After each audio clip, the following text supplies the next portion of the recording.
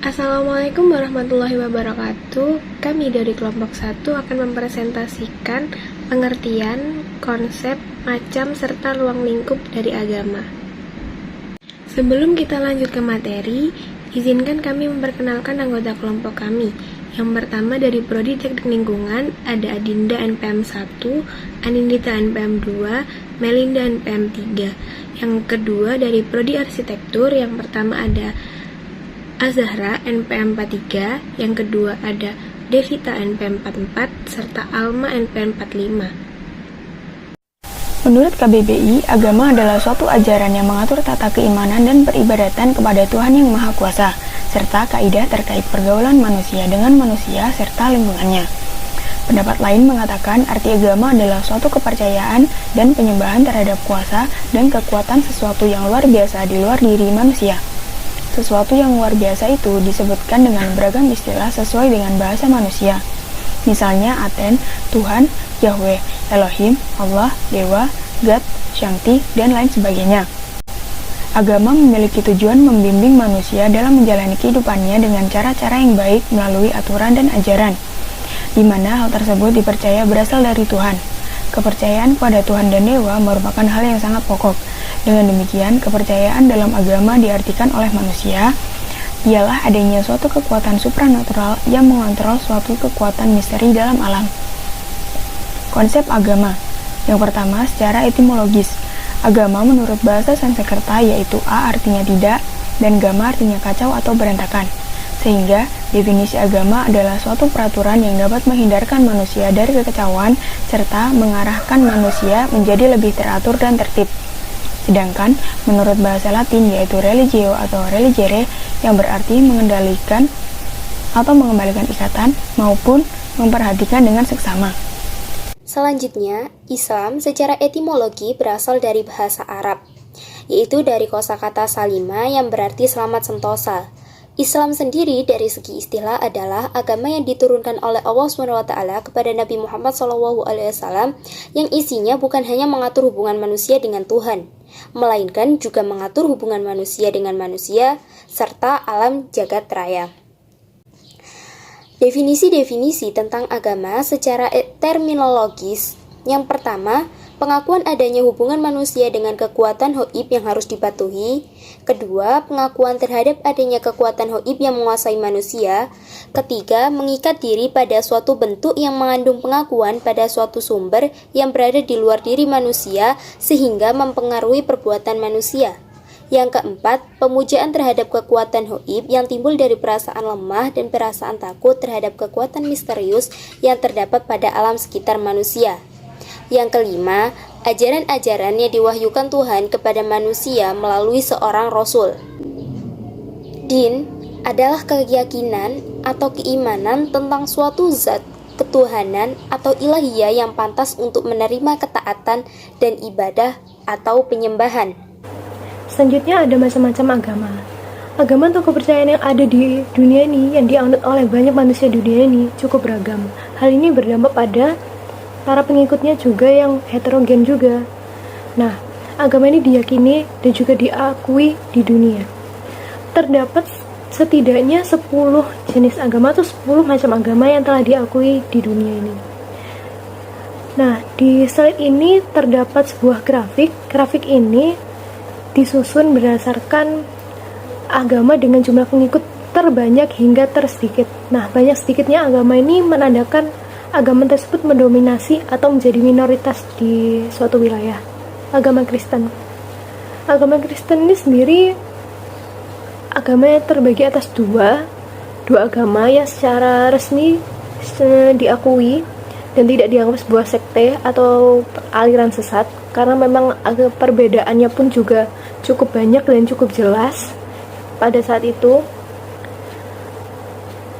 Jadi agama ini terbagi menjadi Kristen dan juga Katolik. Keduanya berbeda dalam hal memaknai Alkitab, pemandangan mereka terhadap paus, sistem gereja, ekaristi, dan juga berbagai upacara-upacara keagamaan yang lainnya. Akan tapi, mereka itu tetap berpegang teguh pada Alkitab dan juga Tuhan Yesus sebagai Tuhan mereka. Pusat agama ini ada di Vatikan, seperti yang kita tahu pada saat acara televisi pada saat misa Natal, malam misa Natal, biasanya itu kan disiarkannya live dari Vatikan. Nah, Vatikan itu sebagai pusat agama mereka. Nah, tercatat sejauh ini berdasarkan data 2020. Nah, berdasarkan grafik yang ada di slide sebelumnya, itu adalah data berdasarkan tahun 2020, belum diupdate ke tahun 2021. Tercatat sekitar lebih dari 2,1 miliar orang telah menganutnya. Selanjutnya adalah agama Islam, agama kita. Agama ini dibawa oleh para nabi dan juga rasul, utusan Allah berdasarkan pada Al-Quran dan sebagai kitabnya. Pusat agama ini di Mekah, Arab Saudi. Mengapa menjadi Mekah, Arab Saudi? Pertama, para nabi dan rasul semuanya lahir di sana dan menyebarkan agama itu pertama kali di sana. Kemudian menyebar ke seluruh negara hingga ke Indonesia, negara kita. Selanjutnya juga pusat agama, pelaksanaan kegiatan ibadah seperti haji dan umroh juga dipusatkan ke Mekah, karena di Mekah juga ada Ka'bah gitu. Agama ini bisa dikatakan diprediksi juga bisa menyaingi jumlah pengikutnya dari Kristen dan juga Katolik karena mengalami peningkatan yang signifikan dalam jumlah pengikutnya. Ini berdasarkan tahun 2020 saja tercatat secara resmi 2 miliar orang bahkan lebih telah menganutnya. Mungkin saat ini, tahun depan, tahun-tahun berikutnya juga bisa lebih banyak dari ini. Selanjutnya ada agama Hindu. Agama ini bisa dikatakan agama tertua berdasarkan peradaban sejarah. Nah, karena apa? Agama Hindu ini memiliki turunan dari kepercayaan animisme dan dinamisme yang merupakan kepercayaan kuno yang dianut oleh nenek moyang pada saat itu. Kitab ini memiliki kitabnya adalah Weda dan juga mereka menyembah banyak dewa dan juga dewi. Akan tapi meskipun begitu, mereka memiliki 3 dewa utama yang sudah sepatutnya mereka puja selain dewa dan dewi pendukung lainnya. 3 dewa utama tersebut adalah Dewa Brahma, Wisnu, dan juga Siwa. Pusat agama ini ada di India dan juga Nepal. Karena apa? India dan Nepal pada saat itu diyakini menjadi pusat persebaran agama itu pertama kali. Adanya agama itu pertama kali ada di sana. Kemudian menyebar ke seluruh dunia dan juga bisa sampai ke Indonesia. Hingga saat ini di Indonesia pun juga ada agama Hindu yang terpusat di Bali. Seperti itu. Tercatat sekitar 900 orang juga sudah menganutnya. Selanjutnya ada agama Buddha. Agama ini lahir dari filsafat dari seorang Gautama. Gautama sendiri adalah orang yang diyakini menciptakan agama ini. Buddha Gautama ini juga mempercayai dan membuat agama ini adalah agama yang begitu kuat mempercayai hukum sebab akibat dan juga reinkarnasi pada kehidupan. Andai kata seperti ini. Di agama ini mereka percaya di kehidupan ini jika kita mengalami suatu masalah yang sangat-sangat berat, mungkin itu adalah karma dari kehidupan kita karma dari kehidupan kita sebelumnya. Apabila juga kita melakukan hal baik atau hal buruk pada saat ini, jika kita tidak menerima karmanya pada saat ini, kita akan menerima karmanya pada kehidupan kita berikutnya. Itu yang mereka yakini sejauh itu. Dan tercatat juga sekitar 176 orang telah menganutnya. Cukup banyak sekali. Selanjutnya, Sikh. Sikh merupakan gabungan Islam dan Hindu, pusat agama di India dan menyebar ke negara lainnya. Tercatat sekitar 23 juta orang mengikutinya. Selanjutnya, Jainisme. Jainisme memiliki kemiripan dengan Buddha, tetapi sekte dari Hindu dan meyakini reinkarnasi, hukum karma, dan lainnya. Tercatat sekitar 8 juta orang menganutnya. Selanjutnya, Yudaisme, agama asli Yahudi berdasar pada kebudayaan, hukum, dan peradaban religi mereka. Tempat ibadahnya bernama sinagoga dan pemimpin agamanya disebut rabi. Tercatat sekitar 7,5 juta orang atau sekitar 83% dari total penduduk menganutnya. Selanjutnya, Bahai, pusat agama di Iran dan menyebar ke Afrika, Amerika, dan Asia. Dianggap sekte Islam karena mereka membuat kitab sendiri, yakni Al-Aqdas, dan doa sendiri, yakni Baha'ullah. Tercatat sekitar 5-6 juta orang menganutnya. Selanjutnya, Taoisme dan Konfusianisme.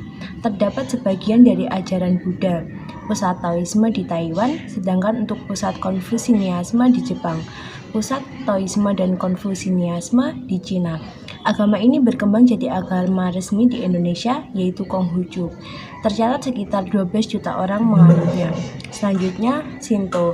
Shinto menganut ketidakterbatasan, sehingga para penganutnya menyembah banyak dewa dan dewi. Pusat agama dan persebaran hanya di Jepang, tercatat sekitar 107 juta orang menganutnya.